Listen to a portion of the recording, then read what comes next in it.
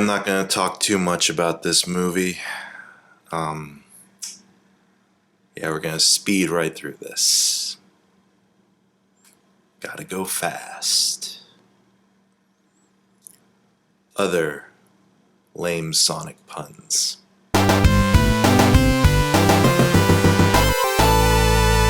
I won't lie, some things piqued my interest about Sonic the Hedgehog. One was the redesign, because I was genuinely curious to see how well integrated the new special effects or the new visual effects would be into the finished product. Curiosity just bit me a little bit more about what this story was going to be, and just imagining the horrific original design interacting with these situations and characters as opposed to the cuddly and more, let's say, less nightmare-inducing redesign. They went through all this trouble to remodel Sonic. Is there enough there to support that choice? My personal history with Sonic the Hedgehog is back and forth here and there. I touch on the franchise every once in a while. I was a big fan of the Genesis stuff back in the day. That was my jam growing up. The only Sonic Genesis game I think I never got around to beating was Dr. Robotnik's Mean Bean Machine, because god damn, that's hard. And then came the Dreamcast era. I thought the Adventure series was fine. And then lo and behold, when I moved over to Xbox 360, of course I had to seek out this, which had all of the original Sonic Genesis games on it, so I can play through the memories. And my connection to Sonic outside of the video game realm really only extended to the kick-ass Saturday morning cartoon show back in the 90s, where we had Steve Urkel playing as Sonic, and it was more of a Captain Planet and the Planeteers type of environmental message going on there, except, actually subtle about its environmental message, and actually had thought-provoking character development, made Sonic more of a character instead of just this hedgehog with attitude that may spew a line or two of ultra cool 90s style. So I have a lot of positive association with the Sonic franchise. It turned out to be just it's okay experience. This movie is not going to be made for a casual Sonic fan, let alone a diehard Sonic fan.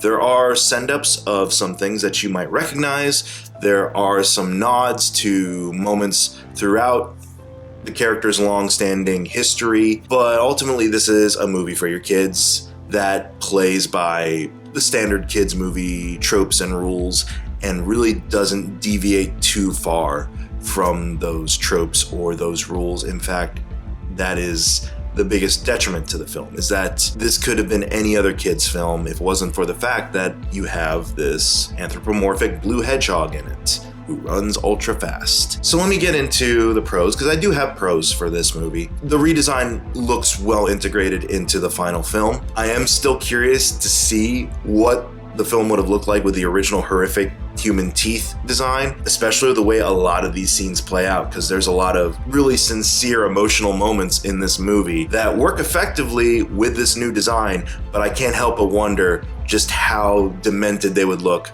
with the original janky design. Jim Carrey is trying for something. Robotnik in the games is the bad guy. He turns animals into robots, and you have to free the animals from being robots. So Jim Carrey's got a lot of wiggle room to kind of make his own character in this movie, and he is trying everything. He's throwing all of his mid-90s Carreyisms at the wall and see what sticks. He is pouring a lot of energy into something that I wasn't expecting him to pour a lot of energy into. I think he's trying to add a layer of Robotnik came from a broken home, because every once in a while, when he's interacting with his main archenemy in this movie, James Marsden, he ends up reflecting, it's oh, well, I bet at 3 years old or something like that, you were doing this and this. I accomplished all that before I learned to even talk or whatever. It's my mother made me very apparent. He speaks to the idea of man, he must have had a really crappy childhood. His development as a villain pretty much went the way I was expecting it to go, which was he's not fully realized Robotnik until the last 10 minutes of the movie. Clearly, Sega and Paramount want to build this up into its own franchise of movies, and the way they went about opening this movie speaks to their plans, because they have the classic Sonic rings taking the place of the Paramount stars and the Paramount logo. Sega has its own Marvel Studios-esque opening title, because all it is like screen captures of all the different Sega produced titles, such as Sonic, such as, I think I saw some Toe Jam and Earl maybe in there, such as what was that one Dreamcast or Saturn game that had the pop singer with the purple or pink hair? I can't remember, Galaxy something or other. I'll look it up and put it here. But you see all these screenshots from all these games, and it pans out to reveal Sega. It has the classic Sega theme going, but in epic orchestral sweep. They're trying for stuff. Like I said, there are some Easter eggs thrown in here and there. Some music stingers that you'll recognize from the main Sonic theme perhaps, or even various Sonic media. He has a shout out to chili dogs at one point, Sonic's food of choice in the 1993 cartoon. Ben Schwartz as Sonic the Hedgehog. He does good vocal work here, and I guess he was also the facial reference for the character as well. The comedy, I'm just gonna throw it out there, 90% of the time the comedy didn't land for me. It's, like I said, standard by the numbers, family, fun comedy that you've seen done more effectively in a whole bunch of other movies. Fart jokes, pop culture references.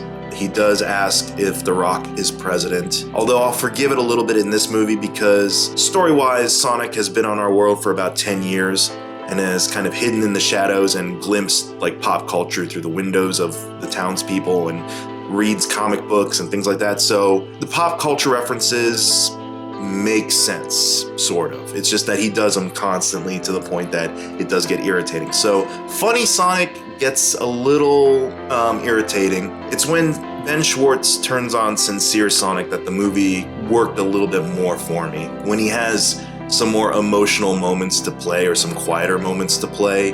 There is a pretty good scene that speaks to Sonic's isolation and loneliness. This is by far the most emo Sonic I've seen in the franchise, where he's playing baseball. It's in the trailers. He's playing baseball all by himself, and at the end of it, he pretty much says, like, God, I really am alone.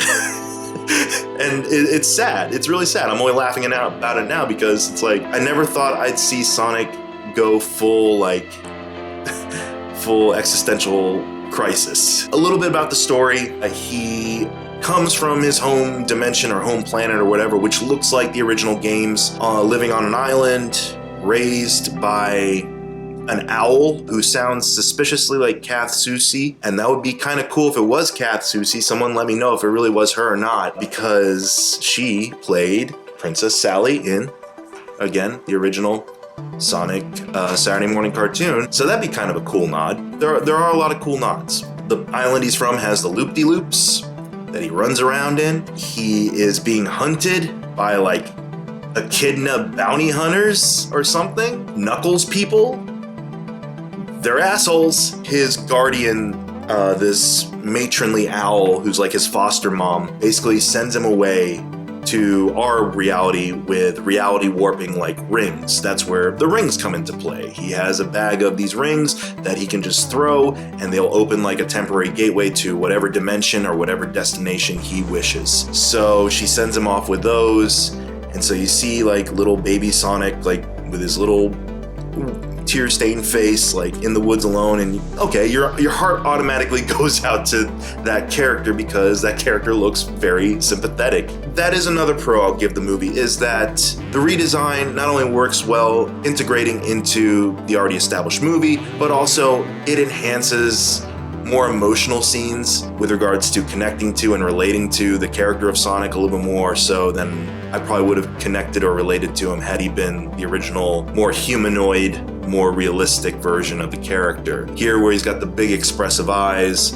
and, you know, the more cartoonish features and all of his kind of expressions are more exaggerated, his sadness and isolation is really played up. And so you can kind of connect and relate to the character. You relate to him a lot. In fact, I related to Sonic so much that I kind of wished he was the actual focus of this movie. For a movie that originally was going to have such a bold divergence from its source material's original look, I was expecting something perhaps not so standard when it came to a family fun road trip movie. But that's what it turns out to be, because Sonic befriends James Marsden, who, when he's not spending time on Westworld or getting cucked by Wolverine, he's helping out woodland creatures on a road trip. He's doing what he can with his character of Tom. You all remember that iconic Sonic character Tom, right? He's a sheriff in Green Hills, Montana. Green Hills, obviously taking a lift from the games, the Green Hill Zone, and Sonic has been kind of, let's be diplomatic and say Sonic has been stalking him and his family for about 10 years. He's been stalking the whole town of Green Hills, staying hidden, seeing how they live for about 10 years. But Tom's the one he connects with the most, I guess. So he befriends Tom when he's about to leave because he causes an accident that makes the government aware of him, and the government sends in Jim Carrey's Robotnik. So Tom and Sonic hit the road in a truck. And so Sonic, who's mainly known for, running fast and stuff, for about, I want to say 50% of the movie is relegated to sitting shotgun in a pickup truck. Yeah. They find reasons for him not to go fast a lot in this movie. He's tranked, he's unconscious, just doesn't feel like it. The movie really only worked for me at certain points when it focused a little bit more on Sonic as an actual character. The action scenes, which are really well put together, there is good energy taking place, especially the finale where Sonic is warping around the world and Robotnik is giving chase. That works. That's really effective. I thought the first 2 minutes of this movie that started on Sonic's dimension on the island was really good. In fact, I kind of wish we hadn't left the island because that was by far the more interesting idea. This film is playing so safe with regards to everything you and your kids have seen before in these types of films. This is stuff you've seen a million times in far better movies. And that's when the movie was really dragging for me. That's something I've always taken issue with when it comes to the franchise is I never understood the need later on for them to integrate human characters and the human world into Sonic's world. The original games, the original show, they all were very self-sufficient in establishing their own kind of mythology. I feel you could make a very entertaining kids film that could appeal to both the young and the old Sonic fans based off of just that stuff on its own. But they felt obligated, I guess, to have the human anchor of Tom and his wife, played by Tika Sumpter. I don't really count Jim Carrey's Robotnik as a human character because he is obviously larger than life. He is going for all sorts of moods and emotions here that he comes off as this larger-than-life megalomaniac who is only barely human. He would have worked in a movie where it was all focused on Sonic's world. Just put Jim Carrey as Robotnik in the Sonic world, and that would have been gold. But they had to kind of have this hometown sheriff story and have the worst product placement I've seen since Power Rangers. It's not quite up to Krispy Kreme is where the Mega Crystals being kept levels as it was with Power Rangers, but more so when you're on a phone conversation with your wife and you actually use the Olive Garden phrase when you hear your family in your dialogue, mother. Mother of God. So yeah, that was at least kind of unintentionally hilarious, just how bad the product placement was. It's nothing I didn't expect from this movie, but I was a little kind of amazed at just how much they didn't care. And I think that's ultimately the big point of it. They cared enough to want to revamp the character and do an overhaul on his design. They cared enough to want to inject these moments of character building for Sonic, but didn't feel secure enough in actually making him the focus that they had to kind of sideline him with this human buddy story. And don't get me wrong, this is nothing against James Marsden or Tika Sumpter or any of the other actors in the film. They are doing the best.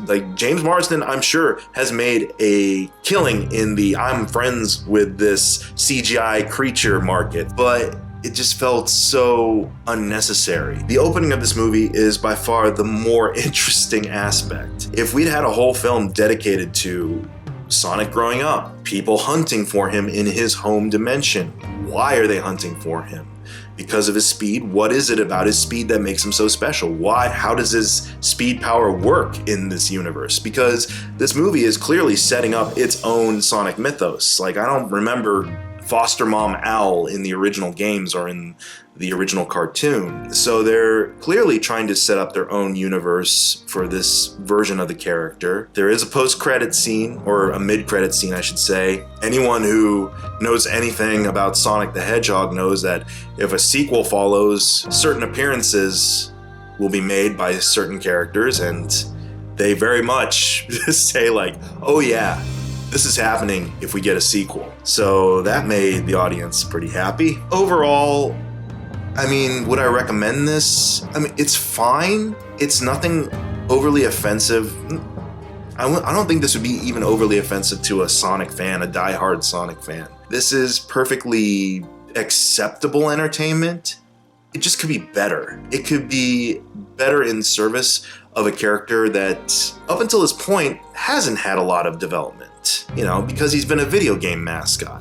And all we really need to know about Sonic as a character in the video game world is run fast, collect your rings, jump on robots. That's all we really had to know. Here, where you've got a movie franchise and the potential for sequels, I'd say, you know, spend some time developing, fleshing out Sonic a little bit more. When it was focusing on actually making Sonic a character, focusing a little bit on his isolation, on his trying to connect with the world he's hidden himself from, I thought it worked on that front. There was just too little of it.